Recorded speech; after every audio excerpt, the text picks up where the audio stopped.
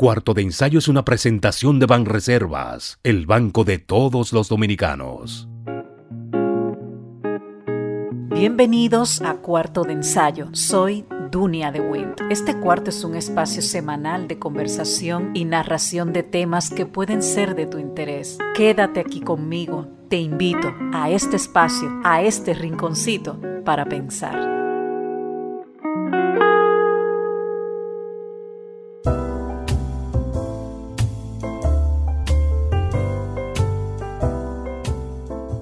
Dando continuidad al tema que acapara los principales informativos, tanto de Latinoamérica como de otros países del mundo, y es la situación que continúa, la situación caldeada de violencia, de estragos, que continúa en Puerto Príncipe, en todo Haití, en el país más pobre de Latinoamérica. Y como ustedes ya saben, el presidente, el primer ministro o ex primer ministro haitiano Ariel Henry renunció a su cargo debido a toda esta barbarie que se está viviendo en el país caribeño. Esto fue informado en plena reunión de la Comunidad del Caribe, CARICOM, por Irfan Ali, después el mandatario de Guyana, justo después de una sesión extraordinaria que se llevó a cabo para ver de qué manera esta situación de violencia puede tener una solución factible para todas las partes involucradas. Él confirmó la renuncia de Henry, como ustedes ya lo supieron en su momento, y ha sido difundido también a través de diversos medios de comunicación. De hecho, en esa reunión estuvo presente el encargado de la política exterior del gobierno de Biden, Anthony Blinken, quien se comprometió a tratar de que esta situación pueda subsanarse lo antes posible, porque también se requiere una ayuda millonaria para poner en marcha una operación de paz, de contingencia, de seguridad y, por supuesto, de orden. En esa misma reunión dijo el mandatario de Guyana, Irfan Ali, que había recibido la dimisión por escrito del ex mandatario Ariel Henry, y a su vez así la petición de crear un consejo presidencial de transición y el nombramiento de un primer ministro interino.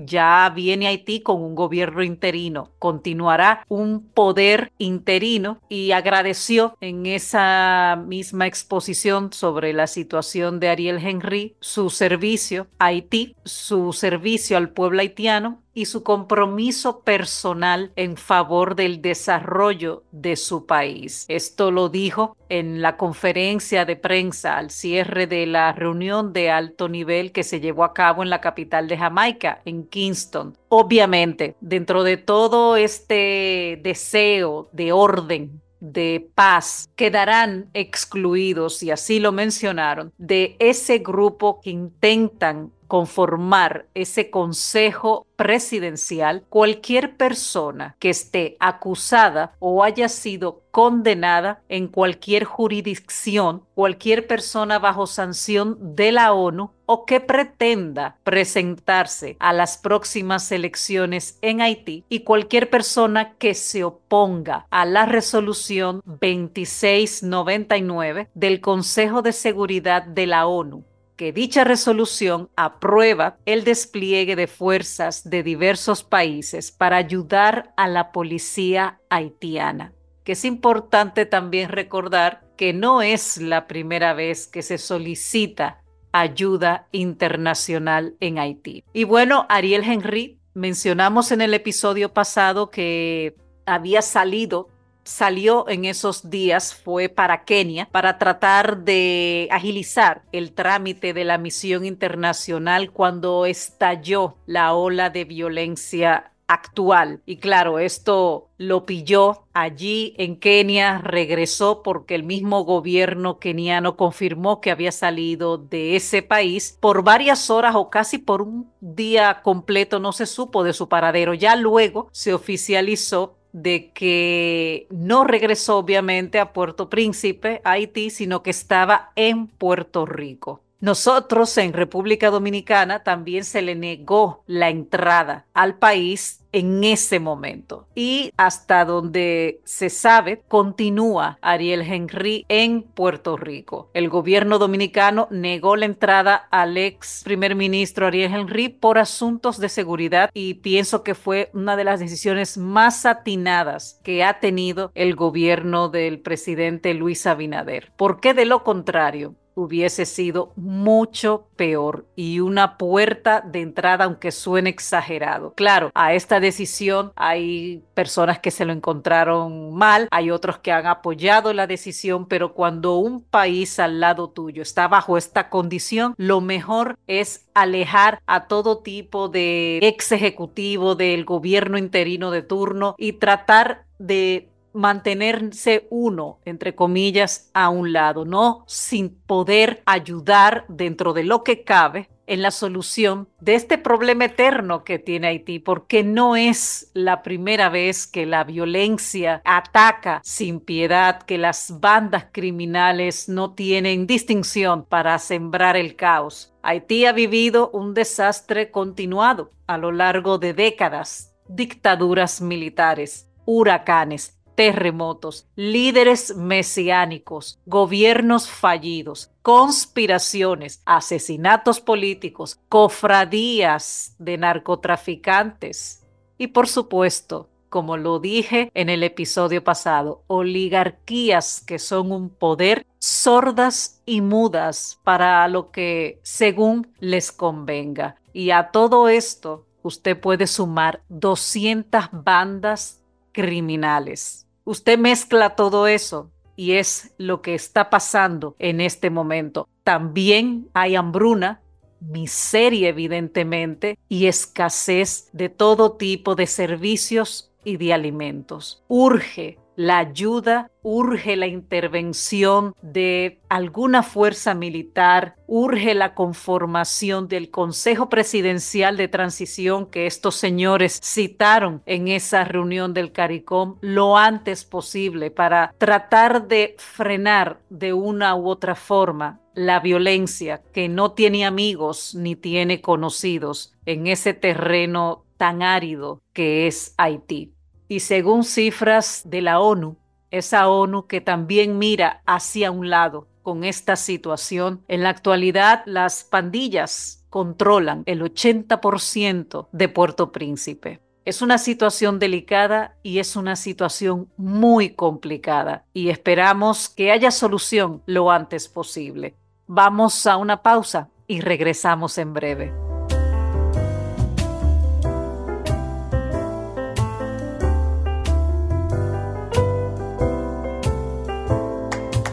Jessica realizó su sueño ecoturístico con la ayuda de Expo Fomenta Pymes Banreservas. Para ella trabajan Andresito y Julia, junto a otros habitantes de la zona. Los clientes de Jessica desean tanto aprender a surfear que Raquel llevó la escuelita que soñó a ser una hermosa realidad. Le pueden preguntar al piloto Luis Manuel, a quien le asignaron una nueva ruta de vuelo, o a Pilo, que ya sabe por dónde se le entra el agua al coco. Y Carmina hasta organiza una feria con los artesanos de la zona, en el parador que puso Virgilio. Luis Manuel, Pilo, Virgilio, Carmina, Raquel, Andrés, Julia y muchos otros se alegran porque Jessica acudió a Banreservas. Detrás de uno que avanza, hay muchos más echando hacia adelante. Banreservas, el banco de todos los dominicanos.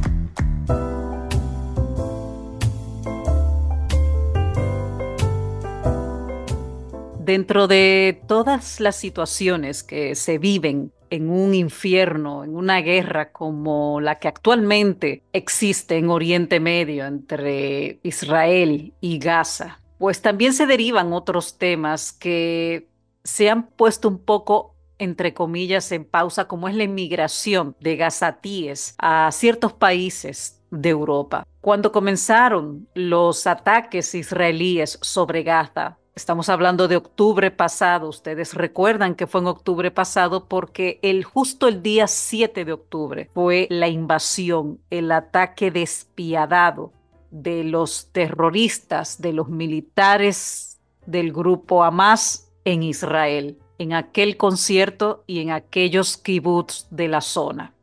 Pues cuando comenzaron los ataques israelíes sobre Gaza, el ministro griego, y esto es parte de un extracto de una noticia que también está en diversos medios de comunicación, el ministro griego de Migración y Asilo, Dimitris Kairidis, expresó su preocupación por la posibilidad de que este nuevo conflicto provocara un aumento de la inmigración irregular.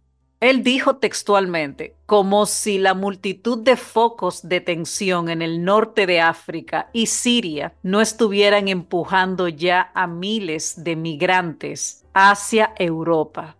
Y ahora tenemos esto, haciendo alusión a esta nueva, entre comillas, esta nueva guerra en Oriente Medio. Esto a mediados del año pasado.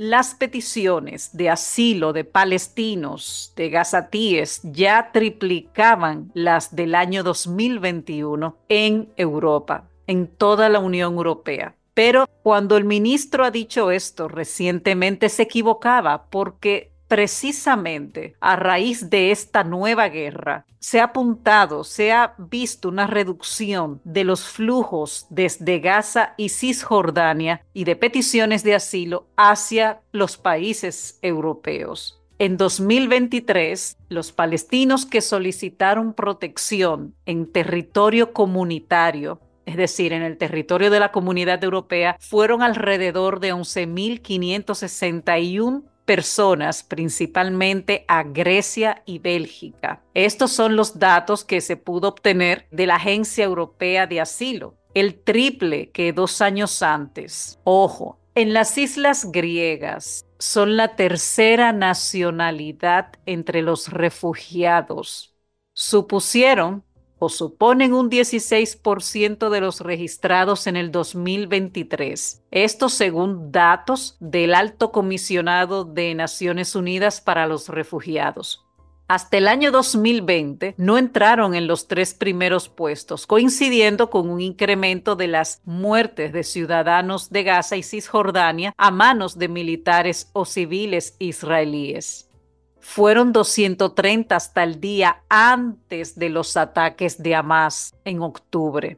Es importante también decir que las devoluciones en caliente, como se le dice, las devoluciones de las personas que llegan a puertos de manera ilegal, son una práctica común y muy habitual en Grecia. La devolución de personas que llegan de esa manera se devuelven en caliente, como se suele decir. Vamos a una pausa y regresamos en breve.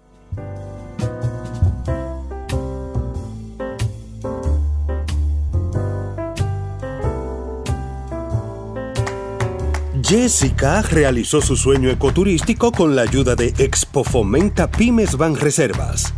Para ella trabajan Andresito y Julia, junto a otros habitantes de la zona. Los clientes de Jessica desean tanto aprender a surfear que Raquel llevó la escuelita que soñó a ser una hermosa realidad. Le pueden preguntar al piloto Luis Manuel, a quien le asignaron una nueva ruta de vuelo, o a Pilo, que ya sabe por dónde se le entra el agua al coco. Y Carmina hasta organiza una feria con los artesanos de la zona, en el parador que puso Virgilio. Luis Manuel, Pilo, Virgilio, Carmina, Raquel, Andrés, Julia y muchos otros se alegran porque Jessica acudió a Banreservas. Detrás de uno que avanza, hay muchos más echando hacia adelante. Banreservas, el banco de todos los dominicanos.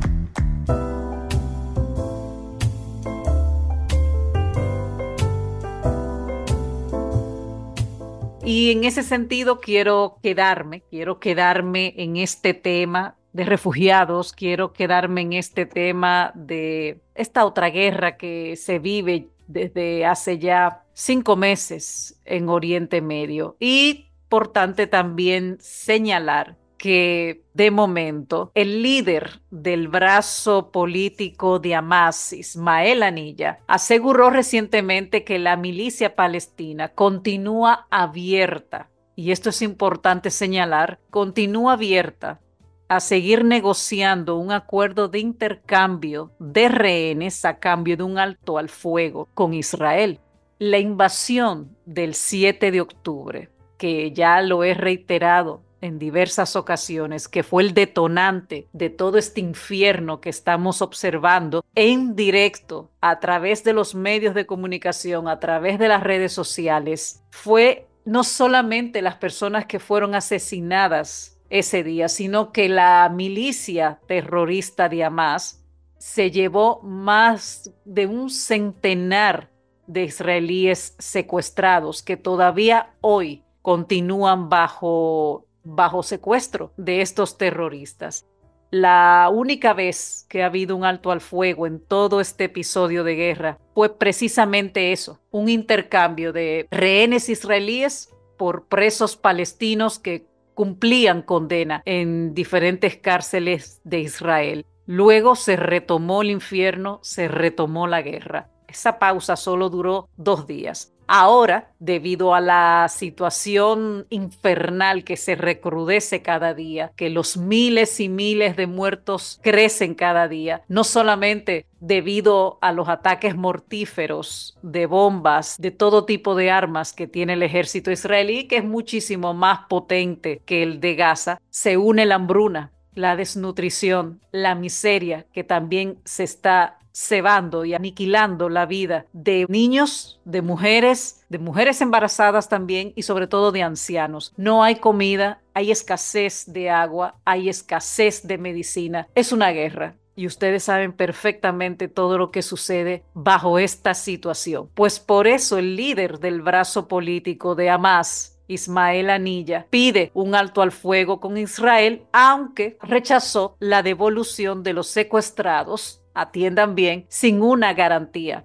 de que Israel no continuará con su ofensiva sobre Gaza. Haniyeh, que es el líder de esta banda de milicianos terroristas allí, él considera inaceptable que Israel quiera recuperar a los rehenes para después continuar la ofensiva sobre la franja. Y es lo que puede ocurrir, pero no se vislumbra un alto al fuego todavía. Y se habla más de esta situación por el asunto de que ya casi llega el mes sagrado del Ramadán para los musulmanes, los practicantes de esta religión, que comenzó, de hecho, este pasado domingo. Estamos en Ramadán para ellos y el Ramadán es el 9º mes del calendario islámico, se respeta por musulmanes en todo el mundo, quienes practican esta religión, y es considerado como el mes del ayuno, de la oración, reflexión y de estar en comunidad. Pues cada año el mes en el que se celebra el Ramadán cambia en torno al mes lunar. Es así como está la situación y de eso se está hablando mucho actualmente. O sea, la situación en Palestina no es para estar pensando en Ramadán. Deben entender que esto tienen ya que olvidarse de ese mes sagrado, entre comillas, para ellos, porque la situación es muy delicada, lo que se está viviendo actualmente, ahora más que nunca. De hecho, cuando usted escuche este episodio, ya pudo zarpar un primer barco de ayuda humanitaria con destino a la Franja de Gaza, que zarpó por el mar, evidentemente desde la isla de Chipre, con unas 200 toneladas de alimentos de la organización humanitaria World Central Kitchen, que está fundada por el cocinero español José Andrés en Estados Unidos, y partió desde el puerto de Larnaca a bordo del buque de la ONG española también Open Arms. Se está tratando en la medida de lo posible de que llegue alimentos, de que llegue comida a esa población que está muriendo de desnutrición, como ustedes lo han podido ver por los noticieros y las redes sociales. Este es el primer barco que zarpó y pudo ya llegar a la Franja de Gaza con alimentos e inaugura de esta manera el corredor marítimo hacia Gaza. Hay alimentos que Estados Unidos, el gobierno de Biden, ha podido distribuir tirándolos desde arriba, desde aviones militares, algo que evidentemente ha enfurecido al primer ministro israelí, Benjamin Netanyahu, esa decisión norteamericana que la ve como una traición a la relación que tiene con el gobierno de Biden. Pero ¿es esto o es dejar morir ya definitivamente, ya no solo con bombas, sino con la falta de alimentos a toda una población que son los que han pagado con sus vidas, como siempre ocurre, los desmanes y la locura de una fuerza terrorista militar como es Hamás y de sus eternos combates contra el gobierno de Israel? Vamos a una pausa y regresamos en breve.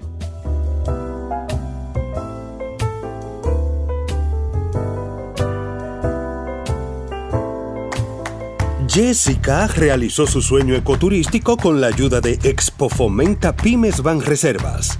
Para ella trabajan Andresito y Julia, junto a otros habitantes de la zona.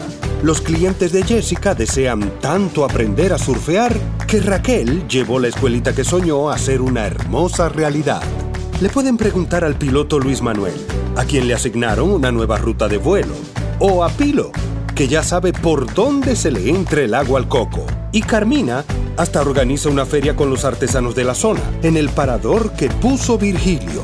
Luis Manuel, Pilo, Virgilio, Carmina, Raquel, Andrés, Julia y muchos otros se alegran porque Jessica acudió a Banreservas. Detrás de uno que avanza, hay muchos más echando hacia adelante. Banreservas, el banco de todos los dominicanos.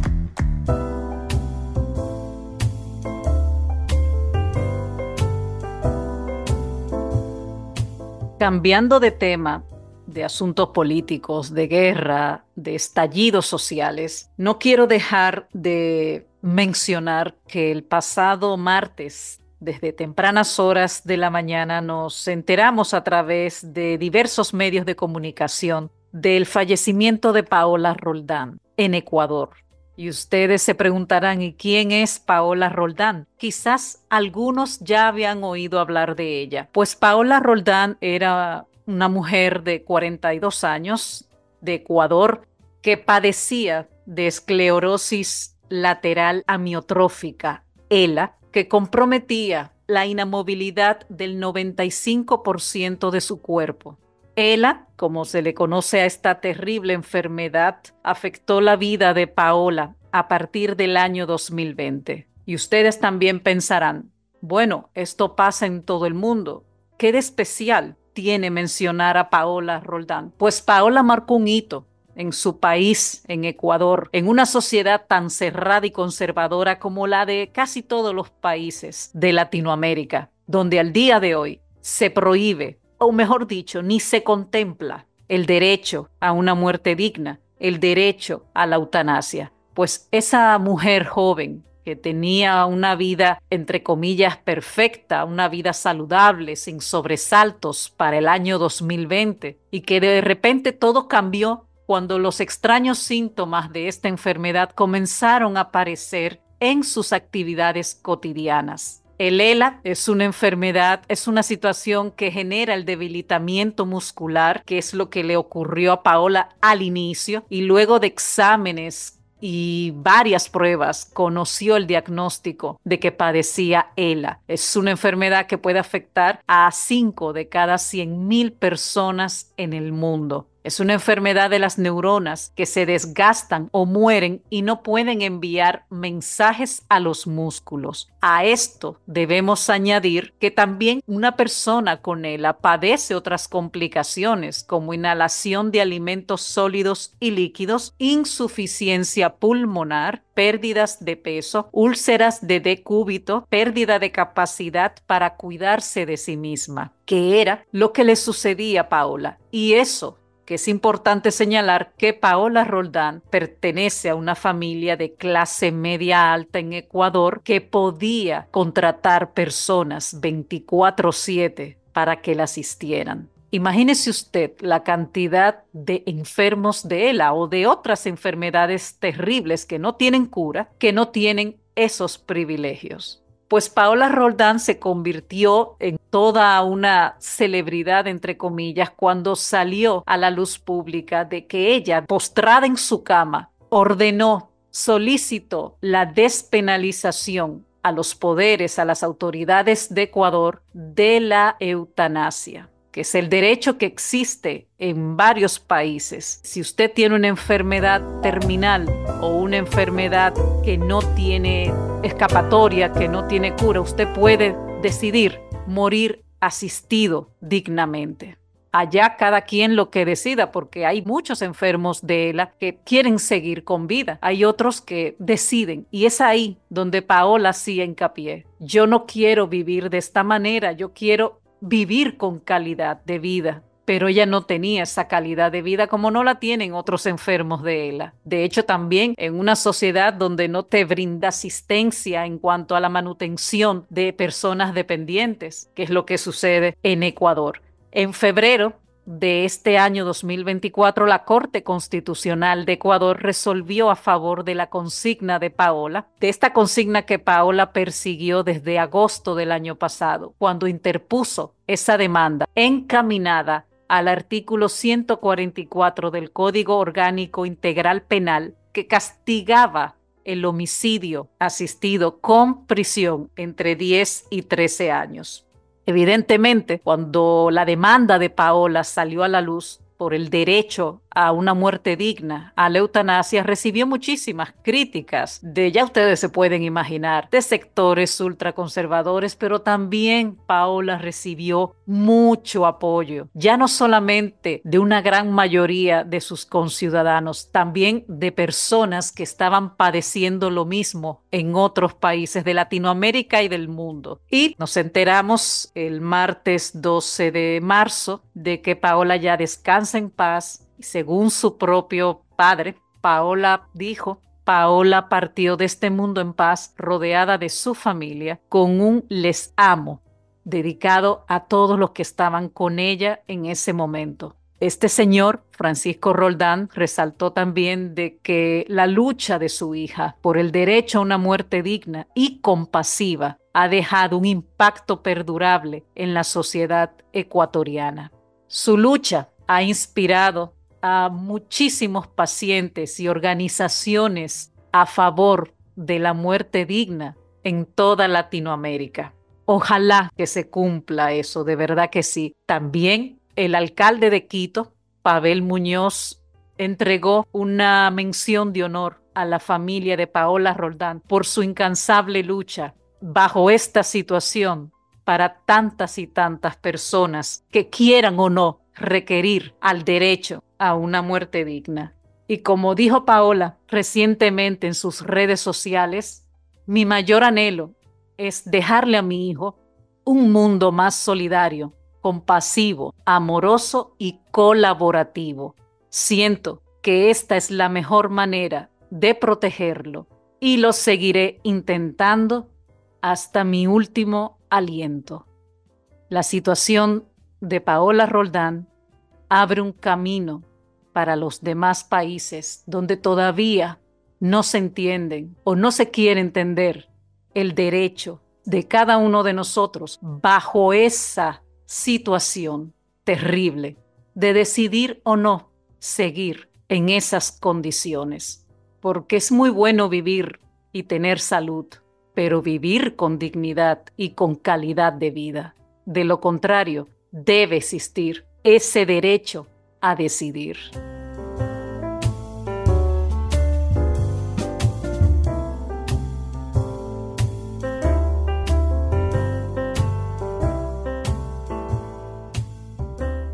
Gracias por estar aquí en este cuarto de ensayo, en este rinconcito para pensar.